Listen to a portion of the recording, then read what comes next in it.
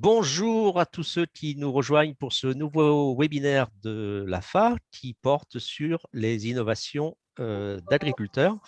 Et juste avant de laisser la parole à Marie-Hélène Geoffroy, je vous rappelle que vous avez deux possibilités d'interagir avec les intervenants et l'animateur. D'une part, c'est le bouton discussion, converser ou chat selon votre version qui vous permet de nous donner des informations si vous le souhaitez ou me faire part de vos éventuels soucis techniques.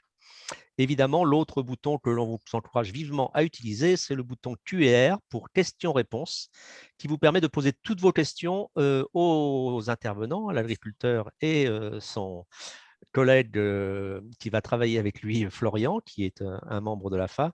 Et donc, je vous encourage à bien poser vos questions tout au long de l'intervention de Florian et de Benoît. Marie-Hélène, je te laisse la parole pour présenter ce nouveau webinaire.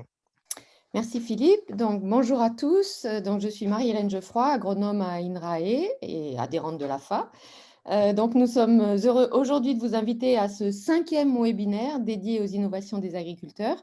Donc, ce webinaire est proposé par l'AFA, l'Association française d'agronomie, mais aussi Agrignum, le réseau mixte technologique Champs et Territoires Ateliers et IDEAS, l'initiative pour la conception dans les systèmes alimentaires. Donc aujourd'hui, nous allons parler de diversité et bouclage des cycles pour avoir un système autonome et résilient. Et pour parler de ça, nous avons donc un agriculteur, Benoît Merlot, qui est polyculteur-éleveur dans l'Ain, et Florian Sellette, enseignant-chercheur en agronomie à l'ISARA à Lyon. Donc je rappelle juste notre objectif dans ces webinaires qui est double. D'une part, c'est présenter une innovation réussie ou un ensemble d'innovations réussies dans le cadre de l'agroécologie, mis en œuvre par un agriculteur a priori satisfait, peut-être pas de tout, mais de beaucoup de choses. Et ensuite, de décrypter la logique d'action de l'agriculteur, c'est-à-dire les relations entre les pratiques qu'il a choisies et qu'il a mises en œuvre, ses objectifs, les résultats qu'il souhaite obtenir, les observations qu'il fait pour faire évoluer ses pratiques et une interprétation fonctionnelle de ces pratiques. Et tout ceci, pourquoi? De manière à partager les savoirs en agroécologie pour aider, stimuler la conception ailleurs de nouveaux systèmes agricoles. Donc, c'est à travers un dialogue entre Benoît et Florian qu'on va tenter de décrypter cette logique d'action. Ensuite, on envisage de formaliser ce qu'on aura appris aujourd'hui comme ce qu'on a appris dans les webinaires précédents dans l'outil GECO, un outil web de gestion des connaissances pour la transition agroécologique qui présente des techniques alternatives dans le but de contribuer à cette transition. Donc, en termes d'organisation, on va d'abord écouter Benoît et Florian pendant environ 30 minutes. Donc, Benoît va nous décrire son système. Et puis, pendant ce temps-là, n'hésitez pas à poser vos questions dans la partie Q&R de l'outil.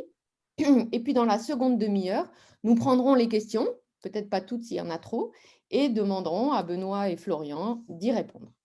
Voilà, donc ce webinaire est enregistré et sera mis en ligne rapidement. Et je vous remercie à l'avance. Et donc, je laisse la parole à Benoît et Florian pour nous expliquer le système de Benoît. Merci Marie-Hélène. Donc, on va se présenter puisqu'on est tous les deux dans la même salle. Je ne suis pas sûr que tout le monde nous connaisse. Donc, moi, c'est Florian Sellette. Je suis enseignant-chercheur à l'ISARA, comme l'a dit Marie-Hélène. Et donc, c'est surtout Benoît qui parlera aujourd'hui. Alors, plus qu'une discussion, qu'un échange, finalement, je vais essayer de laisser un maximum de temps de parole à Benoît parce que c'est lui qui a beaucoup de choses à dire. Simplement vous dire que quand on nous a sollicité pour savoir si on avait une proposition à faire en termes de webinaire dans ce cadre-là, on a finalement assez vite pensé à Benoît parce qu'il nous semble qu'avec Benoît, on a un exemple de ferme. Alors, Benoît sera modeste et dira qu'il ne faut pas que tout le monde fasse la même chose, que ce n'est pas si facile, etc. Mais il va vous expliquer comment est-ce qu'il a construit cette ferme, ce système, pour qu'il soit effectivement à la fois résilient, durable et rentable. Et c'est une expérience qui est particulièrement intéressante puisqu'elle s'appuie finalement sur des éléments peut-être théoriques qu'on met souvent en avant en agronomie. Et quand on les met en pratique, et bien finalement, ça a l'air de plutôt bien marcher. En tout cas, c'est ce que Benoît veut nous expliquer en apportant évidemment tous les compléments et les éléments de nuances nécessaires. Donc, Benoît, je te laisse peut-être te présenter, puis démarrer, et c'est à toi de parler. Alors, bonjour à toutes et à tous, merci pour l'invitation, merci à Florian d'avoir pensé à moi. Je suis agriculteur dans le département de l'Ain, associé avec mon épouse sur l'exploitation. Et avant ça, j'ai fait une formation d'ingénieur agricole à l'ISAR à Lyon, Cobel. Voilà, plutôt axé biodiversité fonctionnelle, agroécologie. Donc, j'ai fait partie encore du DA qui s'appelait Agressina, qui était à mi-temps entre l'ESA et puis l'ISAR à Lyon. Voilà, avant de m'installer, donc en 2013. Et voilà, d'avoir le projet de devenir agriculteur pour mettre en pratique un petit peu tout ce que j'avais appris. Donc, pour faire un petit peu l'historique de l'exploitation, donc c'est une installation qui date de 2013, donc ça ne fait pas si longtemps que ça. Donc, effectivement, je vais avoir toujours un peu tendance à relativiser puisqu'on est quand même sur des pas de temps qui sont plutôt longs en agriculture. Donc, installation en 2013, sur une surface qui était très, très modeste, 35 hectares de grandes cultures, polyculture, avec la mise en place tout de suite de la transformation, donc moulin, presse à huile, commercialisation professionnelle, donc à des boulangers et puis de la vente directe sur l'exploitation et également en magasin. Ensuite, en 2016, donc on a agrandi l'exploitation avec l'installation de mon épouse, donc Meryl, qui a fait également la même formation, sur 140 hectares de polyculture élevage, plus la transformation qui a été conservée.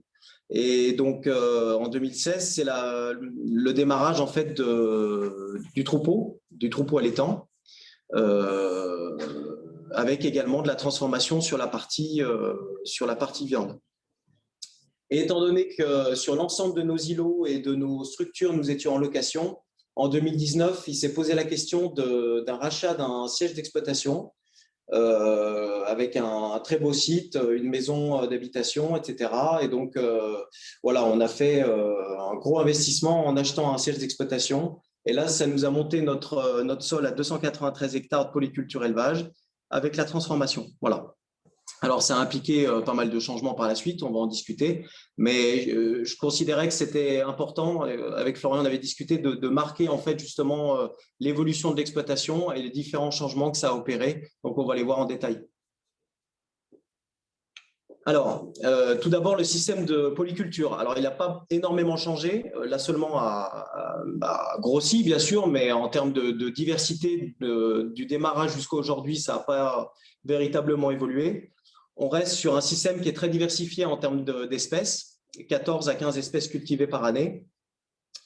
On essaie de suivre les règles agronomiques de base. Alors, j'ai oublié de le préciser, mais l'ensemble de l'exploitation est labellisé agriculture biologique. Ça devient tellement évident que du coup, on oublie de le dire. Donc, alternance culture de printemps, culture d'hiver au maximum. Présence de légumineuses fourragères et de type graines dans les systèmes de culture au maximum également pour fixer de l'azote. En lien à ça, limiter les achats d'engrais exogènes. Donc, on en achète, mais on essaie d'en acheter très, très peu. Donc, on est très vigilant par rapport au calcium, au magnésium, à la potasse. Mais c'est vrai que bon, sur l'azote, on essaie de limiter parce que ça coûte quand même assez cher. Et on essaye aussi d'avoir une gestion du paysage qui nous permette en fait d'assurer des contrôles biologiques corrects, limiter la sensibilité des parcelles aux agressions du vent et puis voilà, protéger de l'érosion. Et donc, la dynamique, c'est de mettre en place des systèmes de culture qui sont économes en intrants. Et pour nous, en fait, c'est vraiment l'enjeu de demain. Et quand on dit intrants, c'est engrais, c'est temps, c'est gasoil, etc. Donc, pour revenir, donc l'environnement cultivé qu'on essaye de reconstruire, puisque la parcelle est un environnement qui est complètement déstabilisé. Nous, dans nos systèmes de culture, on essaye, autant que faire se peut, de mettre en place ce schéma-là, c'est-à-dire qu'on va procéder par association interspécifique, par exemple pour le blé. On va mélanger des variétés pour augmenter la résistance aux maladies. On va également faire des associations intraspécifiques, alors surtout quand c'est à destination de l'alimentation animale, ce qui correspond à entre 10 et 15 hectares, donc très peu sur l'assolement. mais quand même. Et donc, par exemple, pour l'alimentation humaine, on va être amené à mélanger, par exemple, de la lentille avec de la caméline.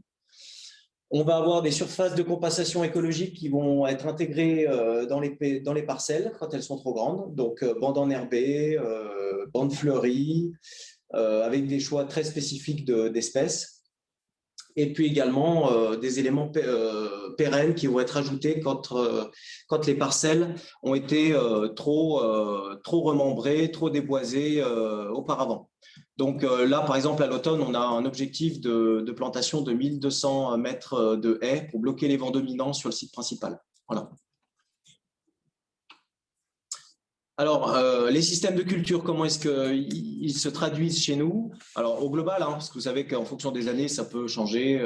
Il peut y avoir un peu plus ou un peu moins dans certaines espèces, mais on les distingue en gros en deux.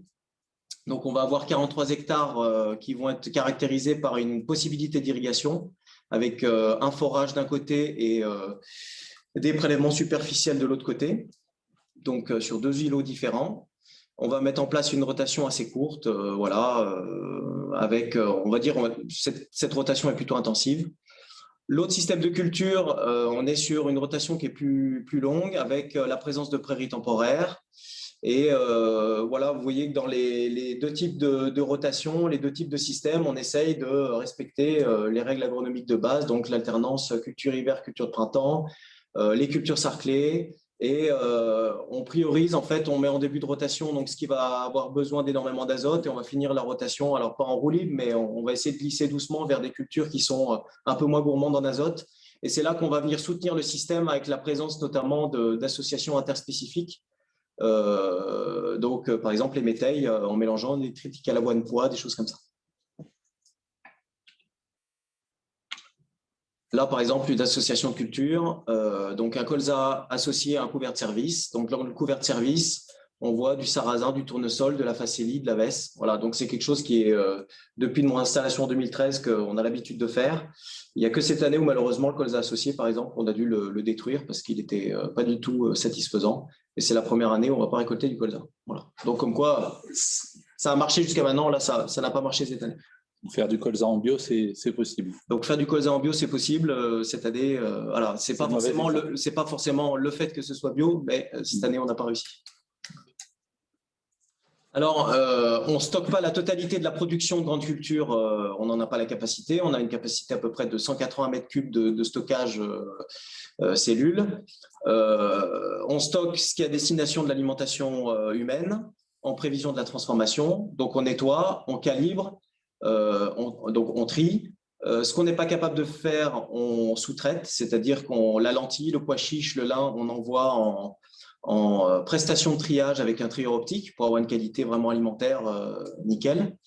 Voilà, donc après tout ça, c'est à destination de vente directe, vente aux professionnels, vente en magasin. Voilà. Et puis, donc, il y a une partie, donc toute cette partie qu'on stocke, qu'on transforme, donc on valorise nous-mêmes pour récupérer un maximum de valeur ajoutée. Et tout le reste, les surplus de stock, du blé panifiable, du soja, etc., eh bien, c'est commercialisé par les circuits classiques, coopératives ou négoces. C'est quoi en gros la proportion entre les deux? C'est transformation 20-30% du volume. Mais la diversité de l'assolement fait qu'en fait, il y a énormément de diversités qui sont valorisées en direct, le lin, le pois chiche, la lentille, les choses comme ça. Et après, tous les gros volumes, donc soja, sorgho, le surplus de blé, parce qu'on stocke à peu près entre 40 et 45 tonnes de blé pour la transformation, pour faire notre farine. Le reste, c'est tout vendu, donc ce qui correspond à plus de 150 tonnes. Donc, en volume, c'est vrai que c'est plus la diversité qui nous intéresse. Ensuite, sur l'atelier, les ateliers animaux, donc là, on a choisi la race Aubrac sur notre système. Cette race-là, pour ses facilités de vélage et ses qualités maternelles, sa capacité à valoriser des fourrages grossiers, très important, puisque nous, on est parti sur un système 100% herbe, géré, certes, mais 100% herbe. Donc, on est en pâturage tournant dynamique, on gère les pâtures grâce au quad.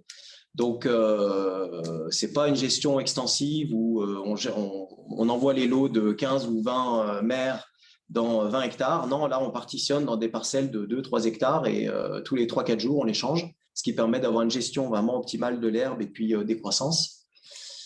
L'Aubrac, c'est une race rustique de par son gabarit. On cherche des gabarits qui soient quand même assez modérés. Une vache qui est plus petite consomme moins qu'une vache qui est grosse. C'est logique.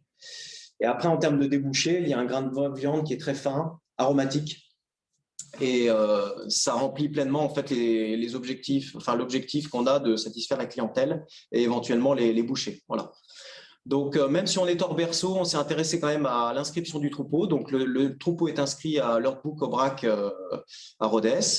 Pour nous, également pour la race, on assure le suivi, le contrôle de performance en type VA4. Donc, on a la pesée à la naissance, la pesée à 120 jours, la pesée à 210 jours, ce qui permet de faire sortir les index de production sur l'ensemble du troupeau et des taureaux. Ensuite, alors, étant donné la transformation des grandes cultures, en fait, nous génère tout un tas de coproduits issus du tri, du calibrage. Et puis, quand vous passez des oléagineux à la presse à huile, vous avez d'un côté l'huile et de l'autre côté, vous avez des tourteaux, de lin, de tournesol, de cameline, de colza. Et en fait, il n'y a que les monogastriques qui sont capables de gérer et de valoriser correctement tous ces tourteaux dits gras, puisque nous, notre presse, on a une presse qui presse à température qui est relativement faible, ce n'est pas une presse industrielle. Et en fait, les monogastriques, alors là, nous, on a choisi les porcs, trouvent toute leur place en fait pour valoriser l'ensemble des déchets ou des coproduits qui deviennent en fait matière première pour cet atelier-là. Alors aujourd'hui, on se limite parce qu'on n'a pas non plus de la main-d'œuvre, une grosse main-d'œuvre sur l'exploitation. Donc, on a un verra et 3 truies de reproduction. Donc, on a choisi un schéma Vera du Roc et pour l'instant, on a 2 truies Gasconne et une truie Naïma qu'on réformera à terme, mais on passera tout en gascon. Et l'idée, c'est d'avoir un système complètement plein air avec un objectif de 2 portées par an par truie et entre 10 et 15 porcelets. Voilà. Donc, vous avez, j'ai pris les photos là ce matin. Vous avez la dernière portée là, des 2 Gasconnes, donc voilà, qui sont dehors à l'extérieur. En petite maison, et ce qui permet de valoriser l'ensemble des déchets de la transformation. Et vous transformez aussi les porcs ou... Voilà. Alors, il y a énormément de demandes sur le porc plein air bio, et c'est vrai qu'on pourrait augmenter le nombre de truies, le nombre de porcs engraissés. Après, c'est un problème de main-d'œuvre, et on aurait tout à fait la capacité de faire beaucoup plus parce que la demande est forte. Oui.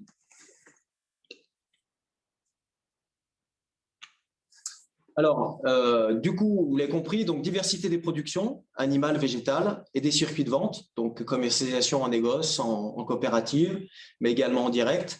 Donc, on va dire que c'est plutôt un système robuste parce qu'on sécurise, c'est-à-dire qu'on capte quand même de la valeur ajoutée sur la partie transformation, même si ça nous demande énormément de temps et puis d'investissement, objet d'investissement.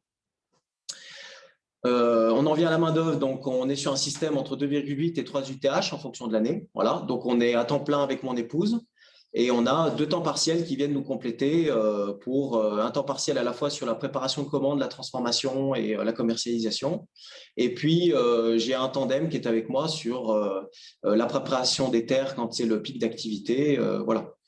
Donc là, on peut dire, oui, alors il y a quand même des questions de compétences, d'anticipation. On est toujours en train d'arbitrer entre la transfo, la production primaire, etc. Voilà, c'est des choix qui sont quotidiens parce qu'il y a le temps, il y a la trésorerie, il y a plein de choses. Et c'est vrai que notre système est plutôt vulnérable par rapport si l'un de nous ou 2 tombe malade. C'est vrai que là, on va dire que c'est sûr qu'en termes de volume d'heures, on n'est pas sur des semaines à 35 ou 40 heures, on est plus pas loin du double. Donc voilà, il faut ça c'est une limite du système, c'est clair.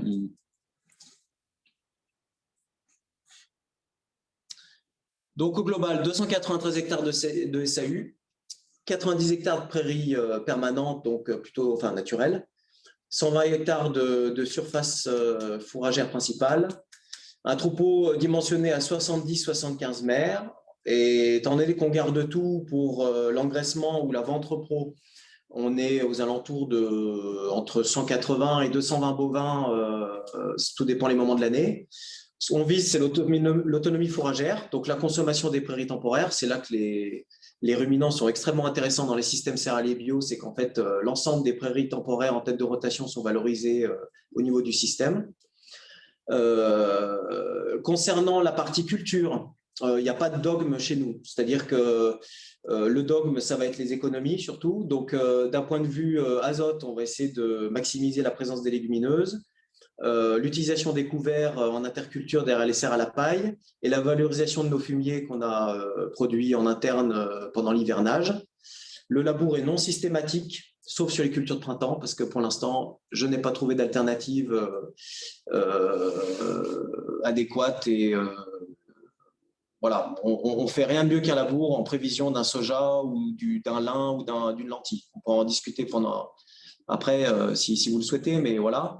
Après, on fait également peut-être sur quel type de terrain, rapidement? Alors oui, alors c'est vrai que je n'ai pas illustré, mais sur les systèmes de culture que j'ai, la première diapo, effectivement, nous, on est sur des terrains de Bresse, donc des sols argilo-limoneux, limono-argileux, sauf sur la rotation qui est en gravier dans les lits de rivière. C'est plutôt des terrains qui sont très tirants, lourds, qui travaillent très bien par le gel. Et c'est vrai qu'en étant en bio, en ayant des effluents organiques et des couverts à enfouir, ça nous incite quand même plutôt à labourer l'hiver en prévision de l'implantation des cultures de printemps. Voilà. C'est bon. C'est bon là. Ouais. Voilà un petit schéma qui lie un petit peu l'ensemble des ateliers. Donc, les ruminants consomment les prairies temporaires. On a des échanges fumier-paille au sein de l'exploitation. Tout ça va aller sur les systèmes de culture. Alors, petite anecdote, moi, la porte d'entrée dans l'agriculture, c'est par l'apiculture. Je suis apiculteur depuis l'âge de 12 ans, donc effectivement, je suis un peu sensibilisé à tous ces aspects de pollinisation, d'écotoxicologie, toutes des choses comme ça. C'est en partie pour ça que ça m'a amené aussi à être agriculteur.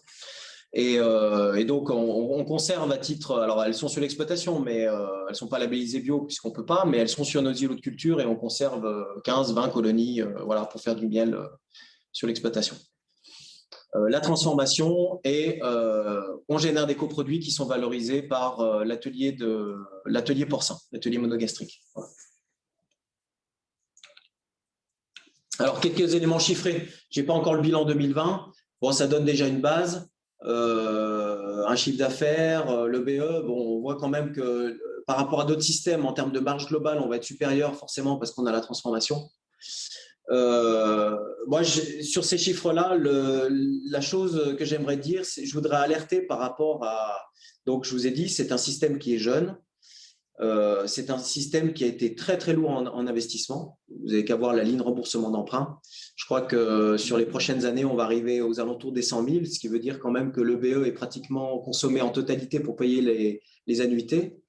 Sur le papier, c'est des systèmes qui sont très plaisants comme ça, mais il faut investir partout.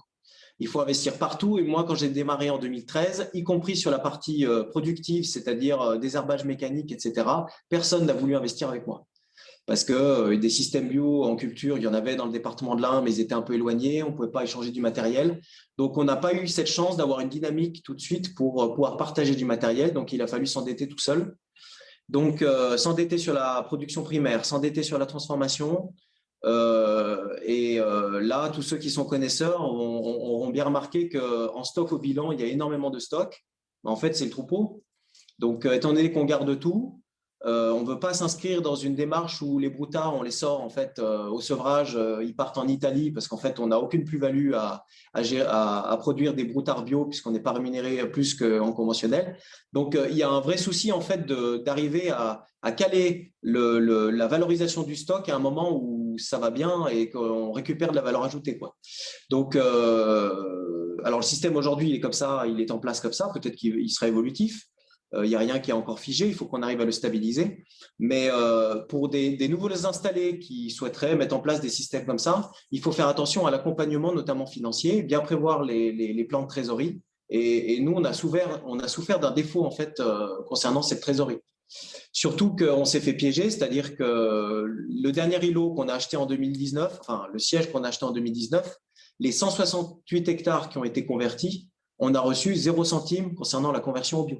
C'est-à-dire qu'on a dû supporter les coûts donc les surcoûts par exemple de semences, sans avoir les contreparties prix, puisque la valorisation en C1 est identique au conventionnel, et en C2, on est à mi-chemin, et des fois, on n'est même pas à mi-chemin. Par exemple, sur le sorgho, on me l'a payé conventionnel. Donc, pour gérer tous ces aléas, il faut quand même un compte en banque qui soit assez fort, et nous, il n'était pas du tout assez fort. Voilà. Donc, on est toujours en train d'avoir une charge mentale occupée à gérer le compte, à regarder si on nous a payé, si les boulangers payent, voilà. Donc, c'est un peu limite de ce système-là. Voilà. Peut-être en précisant que du coup, tu t'es installé en partant de rien. C'est-à-dire ah oui, c'est des installations qui sont hors cadre familial. C'est-à-dire qu'il y a tout à payer. Donc, les tracteurs sont à payer. On ne finance pas uniquement des soultes. Donc, ça, c'est la difficulté. Pour la petite anecdote, pour l'installation de mon épouse en 2016, les banques ne voulaient pas suivre. On a trouvé des cofinanceurs. On a dû diviser le risque des banques. Voilà. On a fait du financement participatif.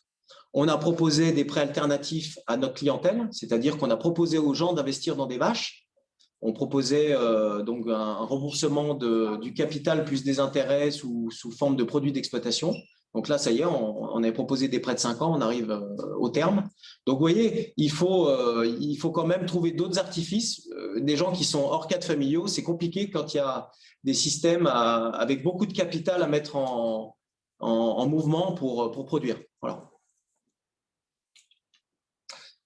Alors, dans les évolutions d'exploitation, moi, je pense qu'au niveau, on n'est pas du tout à la hauteur sur la structuration de filières régionales. Enfin, moi, ma vision de l'agriculture, c'est une territorialisation de la production et de la consommation autant que faire se peut. Après, effectivement, on ne va pas être dans la caricature. Le cacao, on ne va jamais le produire ici, c'est clair. Mais du moins, sur les denrées prioritaires, je pense qu'il faut une réduction des chaînes logistiques, rien que déjà d'un point de vue gaz à effet de serre et logistique. Et on souffre de ça, c'est-à-dire que sur des cultures de niche type lentilles, pois chiches, là je me suis renseigné sur du maïs à popcorn, du maïs doux, en fait il n'y a rien qui est mis en place. Donc, alors qu'on a des demandes, moi j'ai des conserveries qui nous demandent du maïs, notamment du maïs doux. Voilà, donc je pense qu'il y a un gros travail avec les COP et les négoces pour structurer des filières. Et bon, par contre, il faut parler de choses qui fâchent. Il faut une juste rémunération des agriculteurs, y compris en bio. Il faut que la valeur ajoutée soit redistribuée correctement. Pour l'instant, ce n'est pas le cas. Ensuite, par rapport à l'adaptation des règlements climatiques, donc nous, on a abandonné le maïs. Ça fait 2 ans déjà. On l'a complètement arrêté parce qu'on considère qu'il n'est plus du tout adapté. Donc, le seul endroit où on le maintient, c'est en dérobé derrière les orges brassicoles en situation irriguée. Il est ramassé en maïs épi, il est vendu. Voilà, donc on valorise en fait des tours d'eau. Donc, c'est sur le système de culture qui est relativement intensif. On l'a remplacé par le sorgho et on a quand même diminué un peu la solde qui était attribuée au maïs. Et du coup, en sorgho, on l'a transformé en pois chiches et en lentilles. Voilà, parce qu'on marche quand même mieux. Et on remet des haies de partout, donc j'en ai parlé un peu tout à l'heure, mais on se rend compte que pour finir, ça fait 3-4 ans, il y a tout le temps du vent. De la bise, donc du vent du sud, du vent du nord, tout le temps. Les plantes, les tomates se ferment, elles ne transpirent plus, elles ne poussent plus. Voilà. Donc je pense que voilà, il faut s'intéresser à ces éléments pérennes, les éléments paysagers pour protéger les systèmes productifs, que ce soit herbagers ou de culture. Et nous, voilà, on est en train de le mettre en place. Autre chose qu'on est en train de mettre en place, on a planté 1,5 hectare de vergers haute tige et mi-tige au mois de décembre. Là, donc, l'objectif, donc il y a 125 pommiers qui ont été plantés. C'est principalement des pommes à jus qui peuvent être déclinés après en production de cidre. Et l'idée, c'est d'avoir un verger pâturé ou fauché. Éventuellement, à terme, je ne sais pas, ça intéressait éventuellement mon beau-frère de faire quelques volailles de chair en parcours dans le verger. Voilà. Donc, toujours, nous, sur l'exploitation, ce qui nous intéresse, c'est cette notion de couplage des ressources. Et en fait, l'agroforesterie illustre très bien ça, c'est-à-dire que voilà, on va mettre quelque chose en place, un système pérenne, mais on va coupler un système productif annuel, donc des lots de volailles de chair, des veaux qui vont être avec le système, enfin issus du système ruminant, etc. Enfin voilà, on essaye de coupler. Après, il y a quand même une gymnastique intellectuelle. Mais bon, ce n'est pas insurmontable, hein, et il y a beaucoup de prévisions, il faut poser sur le papier, il faut faire des calculs, et puis après, voilà, on lance tout ça. Hein, c'est pas, voilà. Voilà, moi, j'ai fini, je ne sais pas combien de temps j'ai mis, mais comme ça laisse place à la discussion. C'est parfait. 30. 25 minutes à peu près, mais il est 13h30, donc c'est parfait. Merci beaucoup pour cette présentation. Alors, j'ai déjà un certain nombre de questions dans le Q&R. J'ai des questions d'abord agronomiques. Je vais commencer par celle-ci. Oui. Par rapport à la diversification, il y a des questions très spécifiques et des questions très larges, hein, donc je pose tout. Par rapport à ce système très, très diversifié, peux-tu nous dire à peu près quel taux de matière organique tu as dans tes sols? Alors, on est entre 2,7 et 4,5 en fonction des sols. Voilà. Après, quand je suis dans des zones qui sont très argileuses, alors le problème de la Bresse, c'est que, enfin, je ne sais pas pour ceux qui connaissent, on a une hétérogénéité parcellaire qui est assez importante. Donc, en fait, on va être sur des limons battants en haute pente. On va être des argiles qui sont très, très compliquées à travailler à mi-pente. Des argiles jaunes, et en bas, on va être dans ce qu'on appelle du terrain mort, assez friable aussi. Et en fait, on a 3 types de terrains, voire 4 dans la même parcelle. Et donc, bon, rien que déjà pour faire une analyse de sol, c'est compliqué. Donc, mais en gros, en termes de matière organique, on est là. Voilà. Ok. Du coup, par rapport à l'utilisation de légumineuses, etc., comment tu te situes par rapport un peu au bilan azoté, à la fois en termes de, finalement, est-ce que tes systèmes ils sont suffisamment riches en azote, et d'autre part, est-ce que tu as des problèmes de risque de fuite de nitrate? Alors, bon, les fuites, je pense que… Alors déjà, de mettre de l'azote sous forme organique au bon moment, valorisé par les couverts, enfoui par la bourre, etc., je pense qu'on limite quand même les fuites d'azote par rapport à un autre système. Après, sur la quantité d'azote, je pense que je pourrais avoir des cultures qui le valoriseraient mieux, mais après, c'était une question de coût. J'imagine que certains ont en tête le coût de l'azote en bio, mais cette année, c'est 3,50 € l'unité, quoi. Donc, ça veut dire que quand vous envoyez 500 kg/ha de 10,4,0, il faut être à peu près sûr que ce soit valorisé. Et quand, on ne sait pas trop. Donc, c'est toujours un peu compliqué. Donc, c'est pour ça que en système de culture bio, moi j'ai tendance à dire que l'azote, méthode du bilan, etc., comme on nous l'a appris, c'est un peu compliqué à gérer avec ça. C'est-à-dire qu'il faut plus le raisonner sur la rotation. Donc, comme je l'ai un petit peu dit, mais je l'ai dit vite, c'est-à-dire qu'on va avoir énormément de stock d'azote derrière prairie, la prairie temporaire. On va mettre des plantes qui sont en capacité de valoriser, qui sont gourmandes en azote, avec des besoins assez importants. On va compléter par des apports exogènes quand les cultures sont capables de les valoriser. Donc ça, c'est le blé, est-ce qu'il est propre déjà? Parce que si c'est mettre de l'azote et nourrir les adventices, je ne vois pas trop l'intérêt. Donc, est-ce que le blé est prometteur? Il y a des pieds, il est propre. Est-ce qu'il va pouvoir valoriser quand même correctement l'azote qu'on va mettre? Après, c'est sûr que sur toutes les cultures d'hiver, la question de l'azote, elle est importante parce que ce n'est pas forcément les cultures qui valorisent le mieux l'organique. Parce qu'elles n'ont pas un cycle biologique qui est calé en fait sur les périodes de minéralisation. Et en fait, je vous dis tout de suite, hein, il y en a qui ne veulent pas l'entendre, mais le différentiel de rendement avec le conventionnel est uniquement là-dessus. Hein. Il n'est pas tant sur la présence des adventices et sur les maladies, parce que je le vois très bien en termes de… Nous, on fait des mélanges entre 4 et 6 variétés. On n'a pas d'hécatombe de septoriose, de fusariose, de ce que vous voulez. Moi, je n'ai jamais un lot qui a été déclassé pour des mycotoxines. Sauf bien sûr des années exceptionnelles où, alors j'ai pas eu de déclassement, mais en 2016, même les blés conventionnels étaient par terre. Donc, si vous voulez, la question de l'azote, on n'est pas du tout sur les mêmes raisonnements. Générer, alors ça doit exister, hein, des problèmes d'azote organique, de fuite, etc. Nous, dans notre système très diversifié, beaucoup de cultures, un maximum de couverture du sol, je pense qu'on limite. Voilà. Je ne sais pas si tu veux compléter, Florian, mais… il faudrait faire des observations, etc. Mais Voilà. Il y a toujours des risques, notamment, comme tu le dis, par rapport aux cultures d'hiver qui valorisent potentiellement mal l'azote, en tout cas pas au moment où ils se libèrent, des choses comme ça. Voilà. C'est pour ça qu'en seconde année de détournement de prairie, souvent j'ai une culture de printemps ou un colza. Parce qu'on est sur des cycles qui sont plutôt longs et on essaie de faire coïncider les besoins assez forts avec. Voilà. Première année, c'est pas là que ça minéralise le plus, c'est plutôt en deuxième année. Donc, bon. Après, tout dépend. Il faut contextualiser chaque fois à l'année, quoi. C'est toujours un peu. Oui, bien sûr. Ok, merci pour ça. Donc, je passe à l'alimentation du bétail. Donc, tu as bien expliqué comment tu valorises plein de choses de l'exploitation, aussi bien les prairies que finalement les déchets pour les monogastriques. Est-ce qu'il y a quand même achat d'aliments du bétail à l'extérieur? Voilà.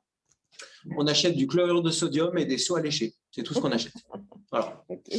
Donc, on est vigilant par rapport à donc, l'apport de sodium. On met des seaux alléchés. Donc, alors, ceux au printemps et ceux à l'automne sont à base d'ail pour la partie parasitisme. Après, on a des seaux alléchés qui sont riches en oligo, en oligo et en minéraux pour avoir vraiment des vaches qui soient bien équilibrées. C'est tout ce qu'on a. C'est-à-dire que la ration hivernale, elle est à 75% de prairies naturelles et 25% de luzerne ou de prairies temporaires à base de trèfle sur celles qui sont gestantes. Et on monte jusqu'à 50%, on fait moitié-moitié après à partir du moment où elles ont les veaux. Surtout pas d'enrubanage. On a arrêté l'enrubanage parce que chaque année, c'est le bazar. On réessaye chaque année, mais chaque année, on arrête parce qu'on a des problèmes digestifs. Voilà. C'est un autre souci, mais du coup, le rubanage, on le réserve plutôt pour des périodes de carence pendant l'année au pâturage. Et voilà, au moins, elles sont dehors, elles peuvent équilibrer avec un peu plus de fibres. Donc, non, pas du tout. Là, on va commencer à mettre des céréales. Ça va être sur la finition, l'engraissement des bovins. Donc, en fait, pendant les 3 derniers mois de leur vie, quand ils sont en finition, on va intégrer nos tourteaux de lin, puisqu'on presse du lin, l'huile de lin. Donc, nos tourteaux de lin. Et notre métaille aplatie, on va faire une ration avec ça et on va donner de l'ordre de 2 kg par jour pour faire du grain intramusculaire et pour finir correctement les carcasses, pour avoir une notation de 3 en état d'engraissement. Voilà. Donc, ça, c'est sur la partie ruminant. Sur la partie porc, eh bien, non, en fait, on n'achète rien du tout, à part aussi des minéraux pour compléter la ration, pour qu'ils aient une ration équilibrée. Voilà. Ok, du coup, j'ai une question sur le colza. Alors, il y a 2 questions. Le colza qui n'a pas marché, pourquoi ne pas faire pâturer finalement les animaux dedans? Et une autre question qui est liée, la non-valorisation du colza en fourrage, est-ce une raison de portance limitée liée au poids des bovins? Pourquoi vous ne faites pas ça finalement? Oui, alors la parcelle est à 20 km.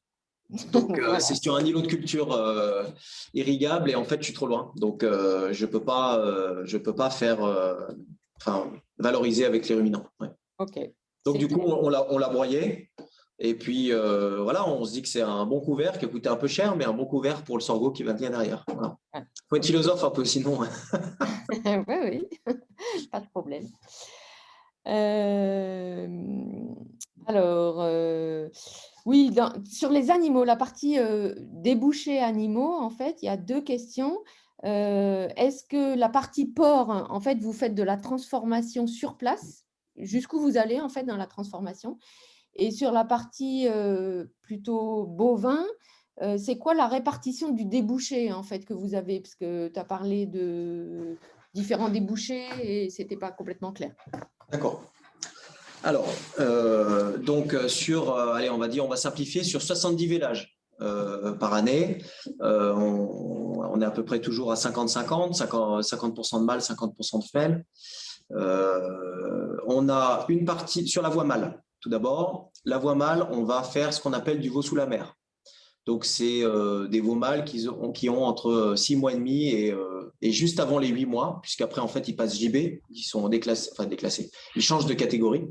Et si on veut vendre du veau, il faut qu'on soit dans cet intervalle-là. Alors, il ne faut pas se louper, c'est-à-dire que ceux qui sont prometteurs et qui peuvent éventuellement faire repro, il ne faut pas qu'on les mette à l'abattoir. Donc, en fait, on travaille nos souches pour qu'on ait aussi un petit peu de précocité et de la forme pour pouvoir avoir des jolis veaux. Donc, ce ce qui correspond à des veaux d'entre 170 et 200 kg carcasse à peu près. Donc ça, c'est pour la vente directe. Voilà. Après, il y en a des fois un ou deux, on a de la demande, mais on les valorise 6 €, c'est pas très très cher payé, donc bon, on essaie d'éviter.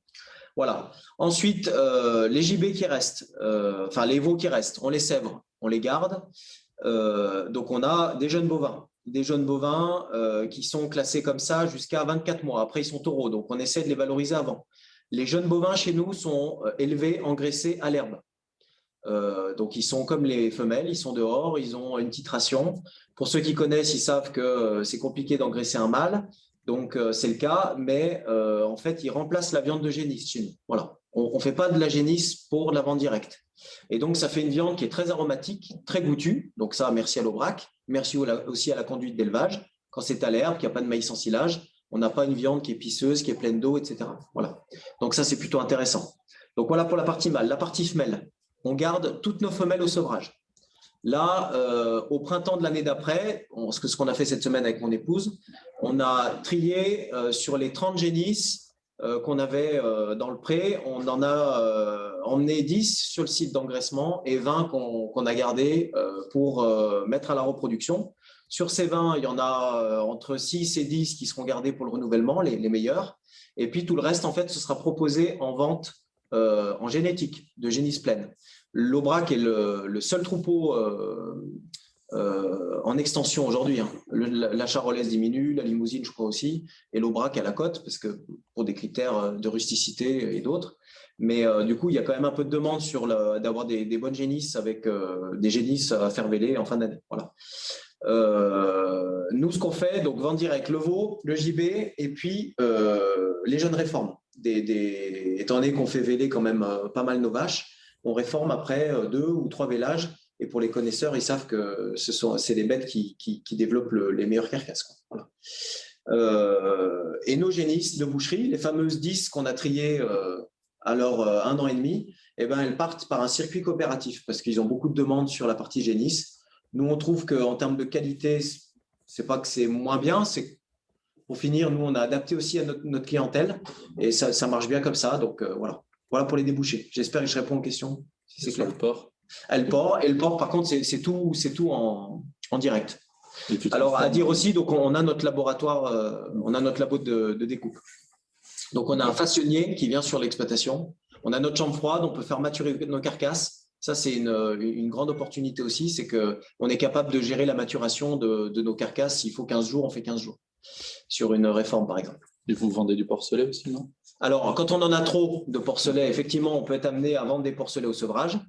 Et sinon, l'objectif, c'est justement aussi pour ça qu'on n'a que 3 mères. Normalement, on a la capacité de tout engraisser et de tout valoriser en direct. Voilà.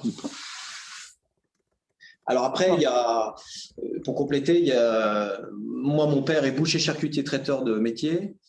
La mère de mon épouse a tenu une boucherie aussi toute sa vie. Donc, si vous voulez, il y a aussi un historique en termes de savoir-faire sur la partie charcuterie, boucherie. Donc, on a les recettes, etc. Donc, on a aussi beaucoup de transformations sur la partie porcine. Du coup, vous avez une personne qui est dédiée à la transformation? On a un façonnier qui vient pour la découpe des carcasses. Donc, il y a un planning il vient normalement les mardis. Et en fait, ce n'est pas tous les mardis, puisqu'on ne fait pas un abattage toutes les semaines, hein, mais c'est un abattage tous les 15 jours ou toutes les 3 semaines. Après, effectivement, quand j'ai parlé des temps partiels, donc il y a un temps partiel, on a une salariée qui vient tous les matins de la semaine faire, du coup, de suivre la transformation, donc faire tourner le moulin, faire tourner la presse à huile, préparer les commandes, faire de l'ensachage, voilà, pour nous soutenir. Parce qu'en fait, si vous voulez, en termes d'organisation, moi, je suis au troupeau l'hiver, je suis aux cultures l'été, au foin. Mon épouse prend le relais à l'élevage pendant la belle saison, l'été. Et elle fait aussi de la transfo. Donc, on n'est pas toujours à la transfo. Et pour que tout tourne tout le temps, c'est bien d'avoir trouvé quelqu'un qui est sur place au moins tous les matins. Puis après, vous voyez, avec le Covid, on a mis en place du click and collect, des choses comme ça. Voilà, bon, un peu de souplesse pour ceux qui travaillent, qui sont clients. Voilà. OK. Alors, justement, j'avais une question par rapport justement à la main-d'œuvre, parce qu'il me semble que tout à l'heure, dans la présentation, tu as eu l'air de dire que c'était quand même un peu tendu, que vous faisiez beaucoup d'heures, ce qu'on veut bien croire. Et du coup, il y a une question, est-ce que vous pourriez prendre un permanent en plus pour éventuellement vous décharger un peu, pallier les problèmes de maladie, être moins tendu, quoi. Quand on aura divisé les annuités par 2. Ok. Non, mais voilà, aujourd'hui, on a chargé la mule parce qu'il fallait aussi des capacités productives. On a eu la chance, sur les dernières années, on a réussi à faire un peu émerger un groupe au niveau de la CUMA. Donc, on a un groupe bio, on a investi, etc. Donc, on a pu se décharger quand même une grosse partie.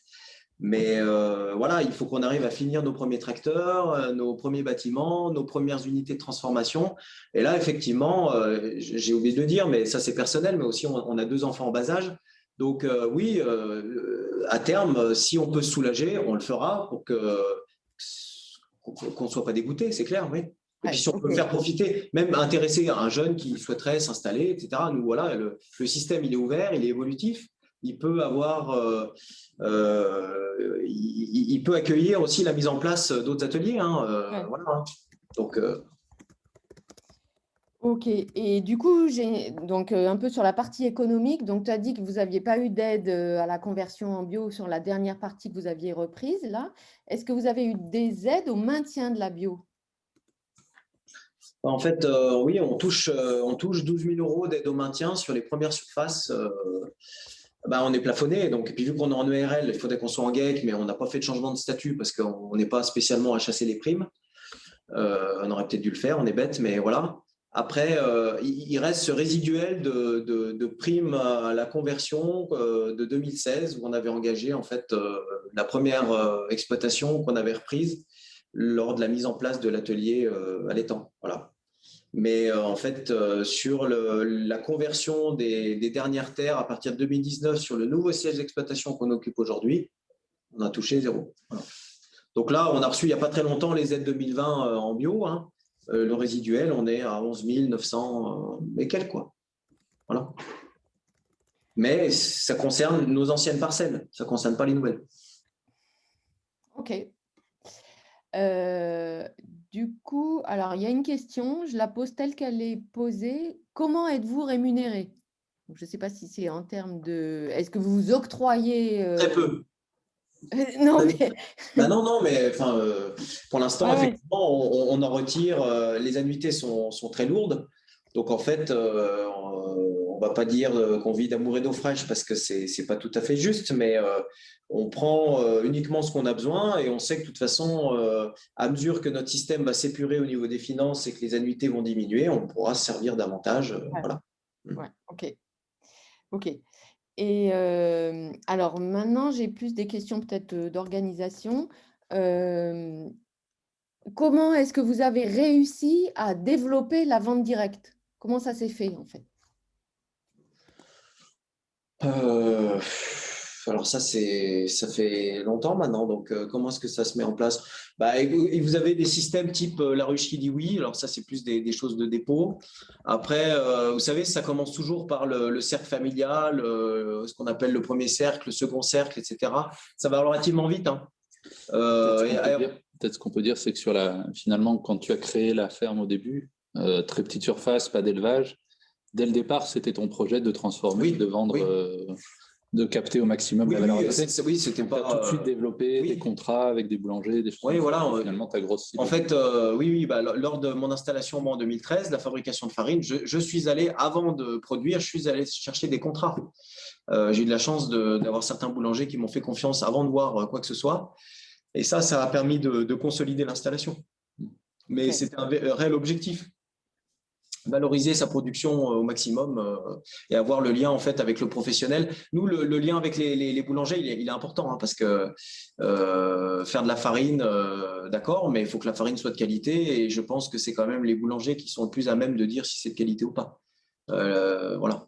Et après, sur la dernière, sur la dernière année, avec pandémie, confinement, etc., est-ce que ça vous a amené à développer cette partie vente directe? Comment ça s'est passé? Alors, premier confinement, donc 2020, on a fait plus 60% de chiffre d'affaires. Sur ce volume-là, alors, faut pas se leurrer, il y a des personnes qui sont restées, il y en a qui sont reparties, il y en a qui étaient complètement opportunistes, c'est-à-dire qu'ils trouvaient plus de farine en GMS, donc en fait, ils sont venus chez nous. Bon, après, il n'y avait pas d'importance, on a accueilli tout le monde, mais donc on va dire qu'il y a entre 10 et 15% de ces gens-là qui sont restés. Voilà.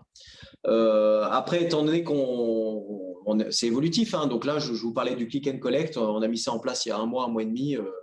Alors, ça oblige en fait à avoir quelqu'un sur place, mais bon, vu qu'on a notre salarié qui est sur place, ça va. Mais voilà, on est à l'écoute des attentes de la clientèle. Okay. Mais maintenant, c'est très bien structuré, c'est-à-dire qu'on a des magasins sur Lyon, donc on vient une fois par mois. On va à proximité de Genève, donc au Pays de Gex également une fois par mois. Voilà, on essaye de faire des grosses commandes groupées à l'avance, liées à un abattage notamment.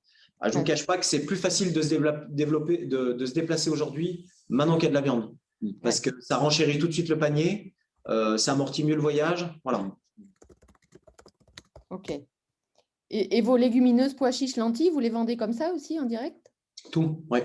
Okay. Je suis très déçu des prix qui sont proposés par les négoces et les coop. Donc, en fait, j'en blave uniquement en surface ce qui est lié à notre valorisation en direct. Ouais. Voilà. Ok.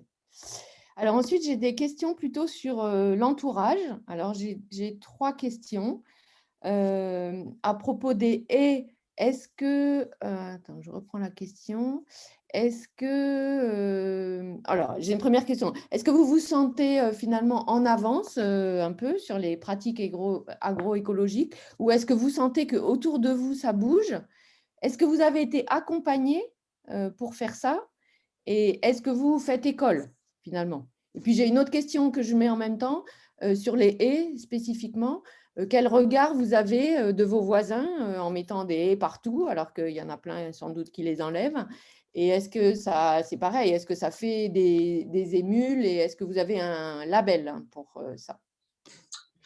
Ouais, alors, tout d'abord, le regard des voisins, je m'en fous déjà.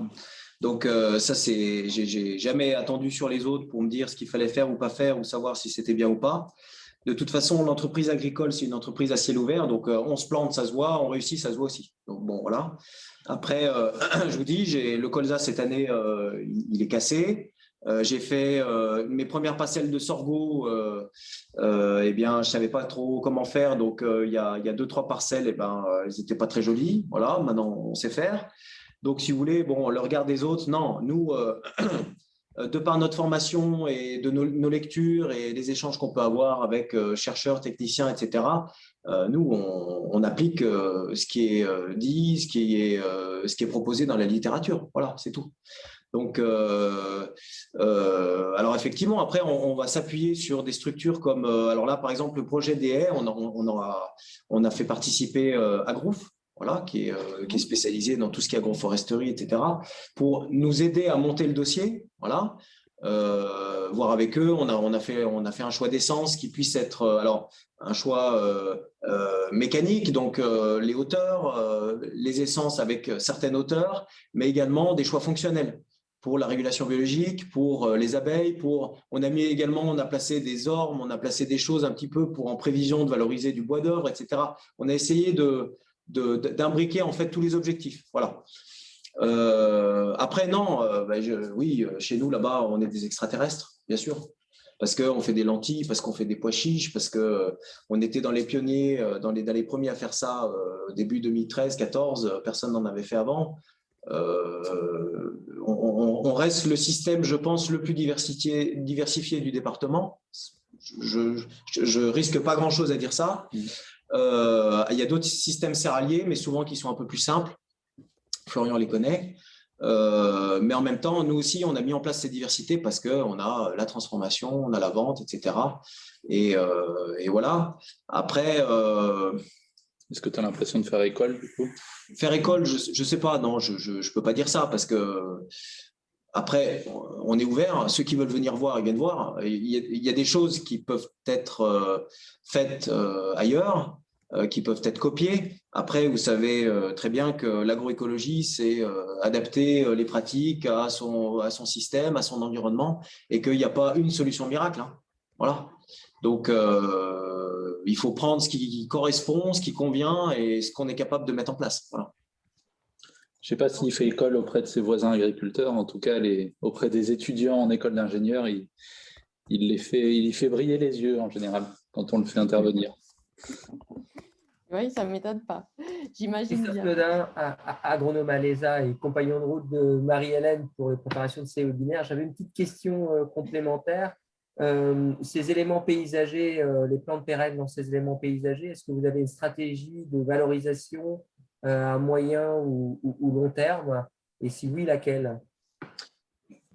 Oui, alors, donc déjà, nous, à titre privé, on a une chaudière biomasse à bûche. Donc déjà, on va valoriser, on valorise nos éléments pérennes en fait directement sur la ferme. Et en fait, après, tout ce qui est plus fin, branchage, etc., on passe tout au broyeur. Il y a un collègue qui a un broyeur et on mélange en fait avec nos effluents. Voilà.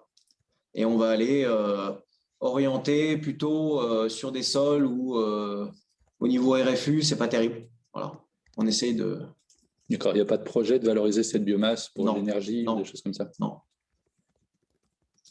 Parce que le broyat, c'est autre chose. Il faut s'en occuper, il faut le faire chauffer à un certain moment. Il faut, voilà. Moi, d'une part, je n'ai pas les compétences. Et puis, en fait, la chaudière n'est pas du tout adaptée. On a nous. Et c'est dommage, en fait, parce que c'est une ressource qu'on a sur place et ça a montré un peu des intérêts dans certains systèmes. Et mélanger aux effluents, alors ça ne fait pas grand-chose quand on mélange au fumier, mais ça aide quand même un petit peu, quoi. Ok, dernière question, je pense. Est-ce que vous vous sentez suffisamment suivi par les politiques publiques locales ou nationales en termes de dispositifs de soutien financier, accompagnement ou autre, finalement? Est-ce que votre cas, vous pensez que ça pourrait…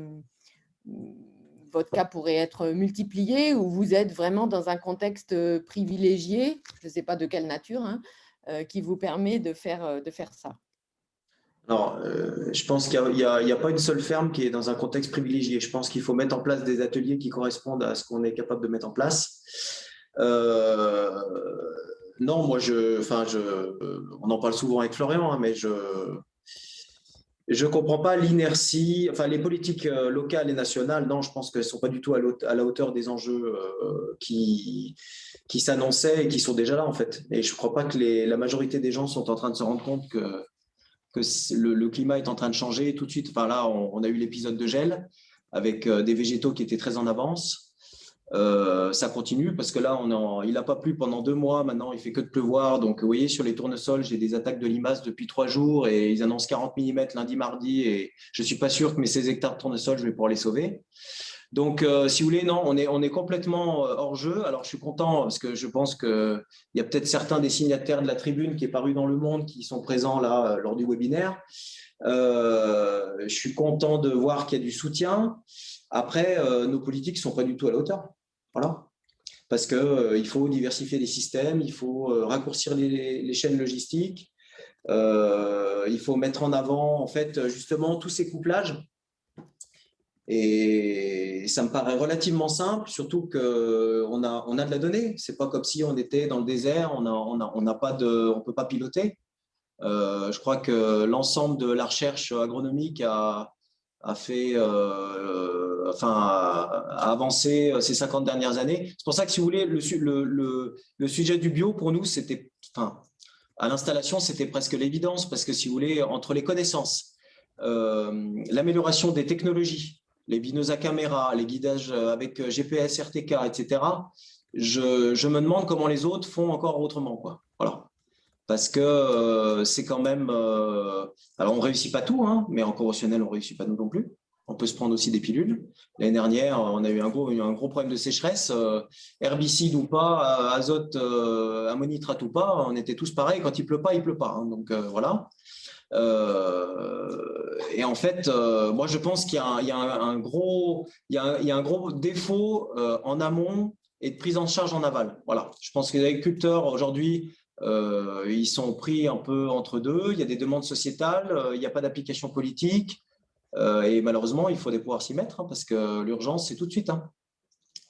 Du coup, l'urgence là, c'est de finir notre webinaire. Merci, je suis obligée d'arrêter le Merci à webinaire vous. maintenant. Merci beaucoup à Florian et à Benoît, c'était vraiment très intéressant. Donc, juste, je signale, le prochain webinaire de l'AFA sera le 28 mai. Là, on a dû décaler à cause du week-end de l'Ascension. Ça sera autour de la viticulture en herbe avec une viticultrice de l'Hérault. Donc, nous vous donnons rendez-vous ce jour-là et nous vous encourageons à adhérer à l'AFA si vous avez trouvé ce webinaire intéressant. Bonne suite de journée. Au revoir à tous. Merci, bonne Au journée. revoir, merci. Au revoir. Au revoir, merci.